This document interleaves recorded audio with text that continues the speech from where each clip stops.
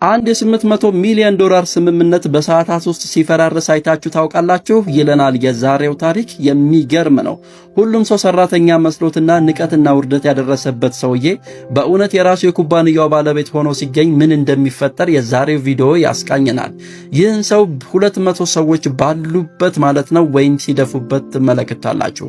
ቀጥሎ ያለውን አብረን እንመለከታለን። ውድና የተከበራችሁ የዚህ ቻናል ቤተሰቦች፣ ለዚህ ቻናል አዲስ ከሆናችሁ ባካችሁ ሰብስክራይብ አድርጉ። እኔንም ደግሞ እኔን ለማበረታታት ያህል ይህችን ቪዲዮ ላይክ ምልክቷን ሁላችሁም እየነካችሁ ጀምሩ ማለት ነው።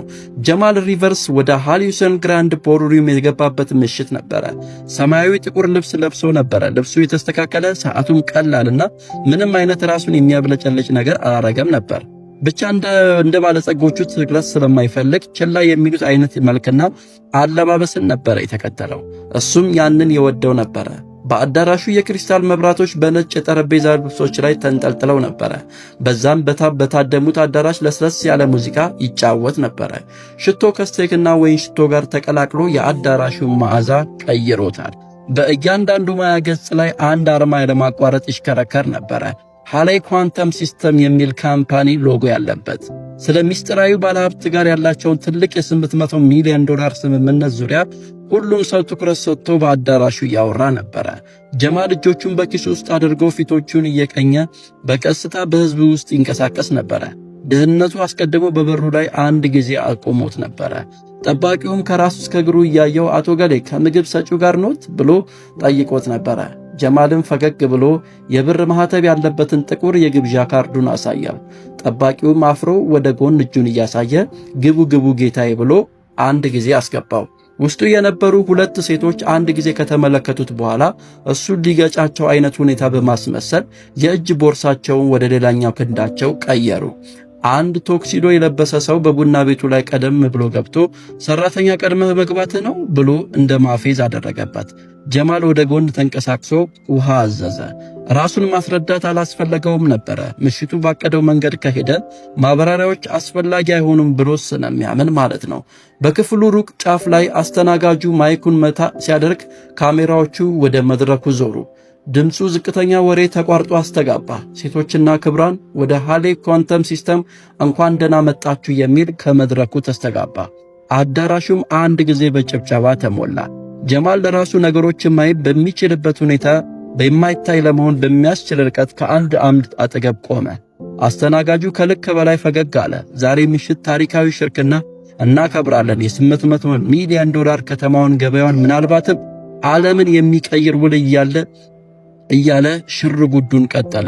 ወደ ጀማል እየተመለከተ ለሱ ለጀማል አሽሙር መናገሩ ነበር አስተናጋጁ። ምንም አይነት በዛ ውስጥ የሰጠው ምላሽም አልነበረም። ጀማል ቫኔሳ ሃሌይ የድርጅቱ ዋና ሥራ አስፈጻሚ ሚስት እያንዳንዱ ብርሃን በሚስብ ወርቃማ ልብስ ወደ መድረኩ ወጣች። አንድ ንጉሣዊ ሰው ቀሚሷን እያወዛወጀች ከጎኗ ባለቤቷ ሪቻርድ ሃሌይ ቆመች። እሱም የኩባንያውን ዋና ነው። ሁሉም ይመለከቷቸው ነበረ። ሁሉም ያንን ውል ለመፈረም የሚጠብቀው ኩባንያ ባለቤትን ከሆነው ሰውዬ ከጀማል በስተቀር። በዚህ ሁሉ መሃል ጀማል የቆመበት አካባቢ አንዳንድ ሹክሹክታዎችም ነበሩ። ሰዎች በአይናቸው ጥግ ሆኖ ይመለከቱትም ነበር። በአገልግሎት በር በኩል የገባ ይመስል እርስ በርሳቸው ይንሾካሸኩ ነበረ። አንድ አስተናጋጅ የወይን ትሪ ይዞ አለፈ እና አንዲት እንግዳ ወደ ጓደኛው ቀረበችና ያ ሰውዬ መገኘት የሌለበት ቦታ እየታየ ይመስላል፣ ማን ነው አስገባው ብላ ጠየቀች። ምናልባት ራሱን ከኛ ጋር ለማዋሃድ የሚሞክር ሰራተኛ ነው ብላ ተሳለቀችበት። ጓደኛዋ በዝቅታ ሳቀች። ጀማል ይህንን ለአሽሙራቸውን እየሰማ ችላ አለ። እጆቹ ዘና ብለው እርምጃዎቹ የተለኩ ነበሩ። መድረኩን ከርቀት ይመለከት ነበረ። አይኖቹን ጸጥ አሉ። ቫኔሳ መጀመሪያ አየችው። ስታየው ስትጠይቀው የነበረችውን ኢላማ ያወቀች ይመስል ፈገግታዋ ቀስ ብሎ መጣ። ለባሏ የሆነ ነገር ሹክ አለችው እና ሪቻርድም ግንባሩን አጣመመና ሪቻርድ በቀስታ ከመድረኩ ወረደና በቀጥታ ወደ ጀማል አመራ። ፈገግታው ጠባብ ይመስል ነበረ። አቶ እዚህ መቆም ነበረበት ብሎ ጠየቀው ወደ ጀማል እጅ እየዘረጋ። ጀማል ድምፁን ለስለስ አደረገ። እዚህ ጥሩ ነኝ፣ ዝም ብዬ እየተመለከትኩ ነው ብሎ መልስ ሰጠው። ሪቻርድ ሳቅ አለና ኮስተር ብሎ እየተመለከተው አንድ አስተናጋጅ ጠቅ አደረገና ጠራ። ፎጣ ወይም የሆነ ነገር አምጣለት፣ በዚህ ርካሽ ልብስ ከኛ ጋር እየታደመ ነው ብሎ አፌዘበት። አንዳንድ እንግዶች እያዩ ላለማስመሰል እየሞከሩ ተመለከቱ። አንድ ሰው በጣም ከፍ ባለ ድምፅ ማን ወደዚህ ቪአይፒ አስገባው ሲል ሹክ አለ። የሰራተኞች መግቢያ በሌላኛው በኩል ነው ብሎ ጀማል ላይ ሊያላግጥበትም ሞከረ። ቫኔሳ በመቀጠል እሷ አስተናጋጁን እንኳን ሳትመለከት ከሚያልፈው ትሪ ላይ አንድ ቀይ ወይን ብርጭቆ አነሳች። ጀማልን ከራስ እስከ እግሩ እያየችው ያ ውዴ ዛሬ ምሽት ስራ ከፈለክ መመዝገብ ትችል ነበር እኮ ብላ እያፌዘች ተመለከተችው። እንግዳ መስሎ ማስመሰል ትክክለኛ እንቅስቃሴ አይደለም አለችው በድጋሚ። ጀማል ምንም አልተናገረም። መረጋጋቱ ይበልጥ አበሳጫት። ቫኔሳ ቀረበችና ወይኑን በቀስታ ከፍ አደረገች። ይህንን ወደ ወለል 3 ይዘህ ውረድ አለችው። ወደ ደረቱ ገፋችበት። እሱም ሳይዘው ሲቀር ፈገግታዋ ጠፋ። በእውነት ስራህን ስራ እያለች ብንዴቷን ቀጠለች። ሪቻርድም ይህንን ባየ ጊዜ ብርጭቆውን ከእርሷ ወይም ከባለቤቱ ተቀበለና ከፍ አድርጎ ያዘው። በአዳራሹ ያሉ ሰዎች ሁሉ አይኖቻቸውና ትኩረታቸው ወደ እነሱ አመራ። የተበላሸ ሰራተኛ የቦታውን ስሜት አያበላሽም ብሎ ሪቻርድ በድጋሚ ስሜቱን የሚነካ ንግግር ጀማልን ተናገረው። ከዚያም ብርጭቆውን ወደፊት አዘነበለው። ወይኑንም በጀማል ልብስ ላይ አፈሰሰው። ፍንጥቂያው ሞቅ ያለና ከባድ ሆኖም መታው። ጥቂት ጠብታዎች በጀማል አንገቴ ላይ ወይም ኮቴው ላይ ተፈሰሰ። ከታዳሚዎቹ አንድ ሰው ወይም ጉድ በእውነት ያደረገው ሲል ሹክ አለ። ሌላ ሰው ደግሞ ስልኩን ከፍ አደረገ፣ መቅረጽም ጀመረ። ቫኔሳ በዝቅታ ሳቀች። ምናልባት አሁን የት ቦታ እንደሚቆም ያውቅ ይሆናል አለች። ጀማል መንጋጋውን በሁለት ጣቶቹ በቀስታና በተረጋጋ ሁኔታ ጠረገ። እጀታውን አስተካከለ። አቋሙንም ቀና አደረገና አንድም ቃል ሳይናገር ወደ መውጫው አመራ።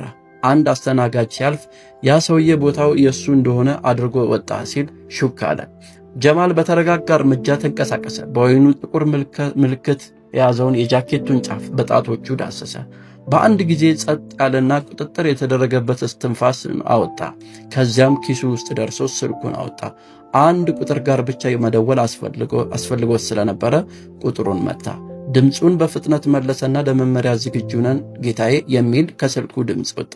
አቶ ጀማል ድምፁን ዝቅ አደረገና የቀረበውን አቅርቦት አንሳ አይለው። እያንዳንዱ መረጃ አሁኑኑ ይዘጋ ብሎ ቀጠን ያለ ትዕዛዝ መልእክት አስተላለፈ። የደረስክበትንም አሁኑኑ መልስ አሳውቀኝ ብሎ ስልኩን ጀማል ዘጋ። አንድ ባልና ሚስት ከአንሳሩ አጠገብ ቆመው ነበረ። ጀማልን የሚያውቁት ይመስል እየተመለከቱት ነበረ። ሴትዮዋ ወይን የፈሰሰበት ሰውዬ እኮ ነው እያለችም ትመለከተው ጀመረ። ምንም ምላሽ አልሰጣትም። ይገርማል እያሉ አወሩበት። የጀማል ሁኔታ ወደ እነሱ እየተመለከተ ነበረ። አይኖቹ ጸጥ አሉ። የበለጠ መረጋጋቱን ለማሳየት መንጋጋውን ጠረቅ አደረገ። ከዚያም ወዲያ ወደ ስልኩ መልእክት አየ።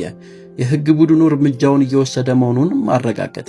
ከቡና ቤቱ አጠገብ ሌላ ድምፅ ሰማ። የሆነ ነገር ትክክል አይደለም የሚል ጩኸት የተሞላበት ንግግርም አየ። ሰዎች ግራ በመጋባት ወደ መስታወት መስኮቶቹ ዞሩ።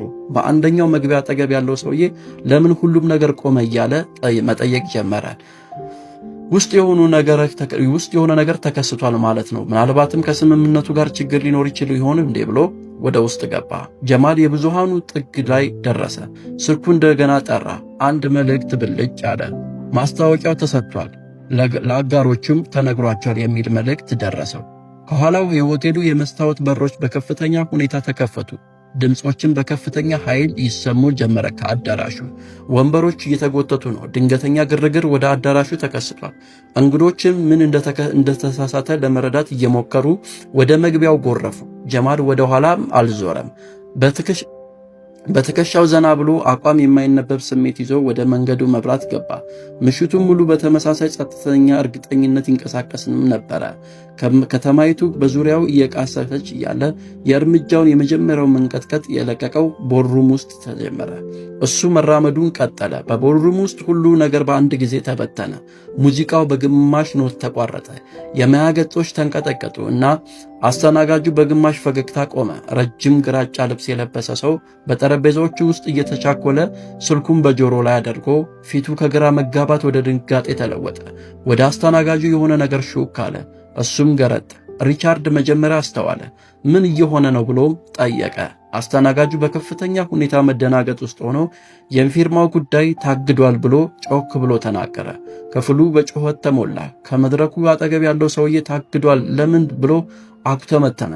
ለምን እንዴት ሴት ለጓደኛዋ ሹክ አለች? ይህንን የማይቻል ነው ያለች መክቶክቶም ጀመረች።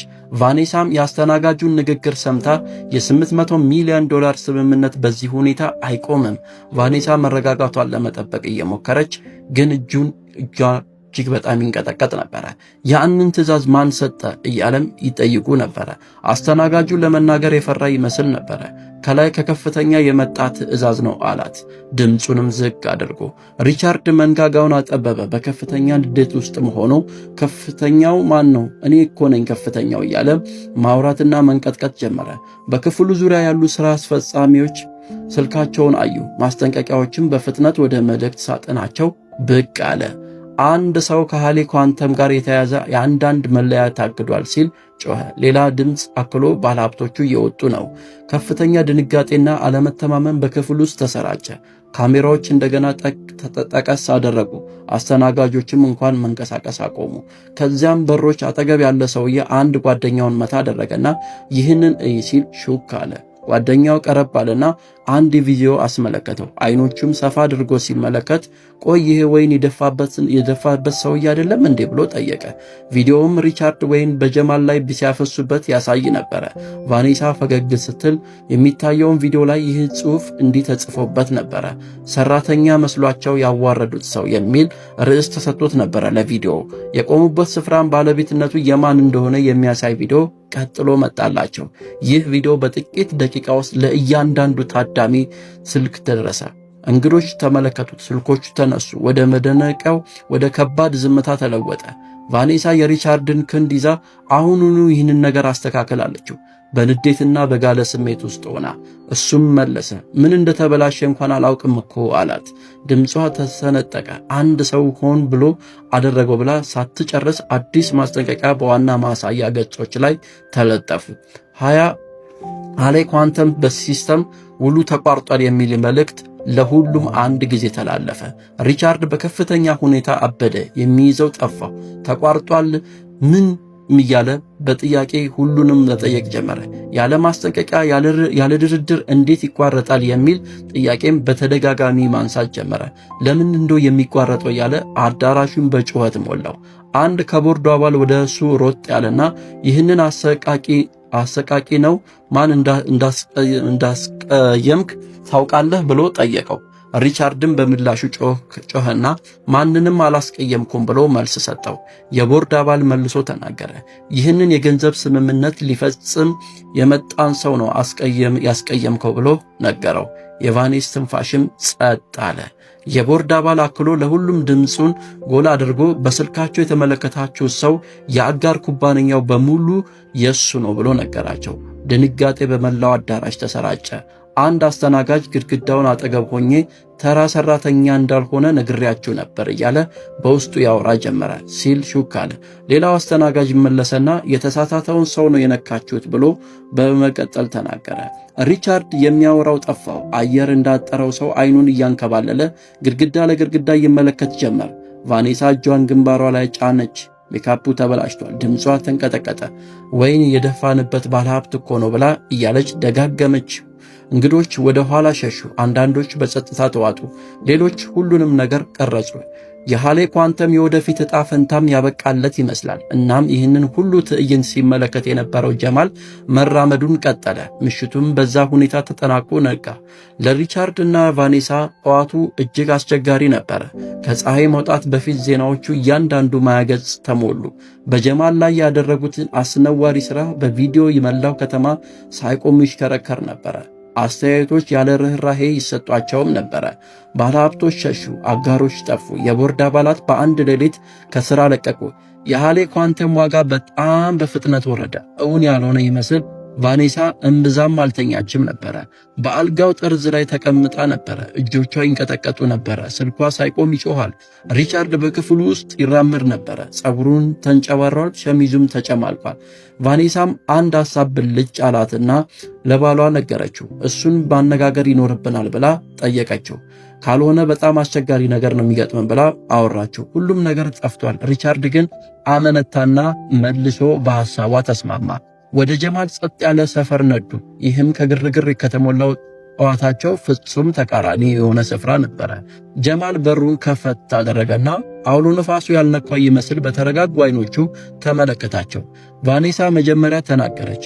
ድምጿ በተሰበረ ሁኔታ ተሳስተናል፣ ይቅርታ አለችው። ምንም እንዳልሆንክ አድርገን ነው የያዝነ። ሪቻርድ አክሎ እባክህ ይህንን እንድናስተካክል ፍቀድልን እየተንቀጠቀጠ ሁሉንም ነገር አጣን እኮ ብሎ በድጋሚ በመማፀን እይታ እየተመለከተው ለመነጋገር ብቻ እድል ስጠን ሲል ጀማልን ጠየቀው። ጀማልም ወደ ጎን ቢቆምም ወደ ውስጡ አልጋበዛቸውም። ቃናውን ለስለስ አድርጎ ሁሉንም ነገር አላጣችሁም። የሰዎች ዋጋ ከምቾታችሁ በታች እንደሆነ ባሰባችሁ ሰዓት ነው ሁሉን ነገር ያጣችሁት አላቸው። ከዝምታ ውጪ ምንም አይነት መልስም አልሰጡትም። ቀጠለ። አክብሮት ምንም ዋጋ የለውም ብላችሁ ያመናችሁበትን ዓለም ገንብታችኋል። ቫኔሳ ፊቷን ጠረገች። በሹክሹክታ ማን እንደሆንክ አላወቅንም ነበር አለችው በድጋሜ። ጀማልም መለሰ፣ ችግሩ ያ ነው እኮ አላቸው። ማን እንደሆንክ ግድ አልነበራችሁም። ሪቻርድ በከፍተኛ ሁኔታ ዝምታ ተዋጠ። የምንችለው ነገር ካለ ብሎም በድጋሚ ጠየቀ። ጀማል እንደ ራሱን ንቅንቅ አደረገ። ነገሮች በዚህ መልኩ እንደማይቀጥሉና ምንም የሚስተካከል ነገር እንደሌለ በራሱ እየነቀነቀ አሳያቸው።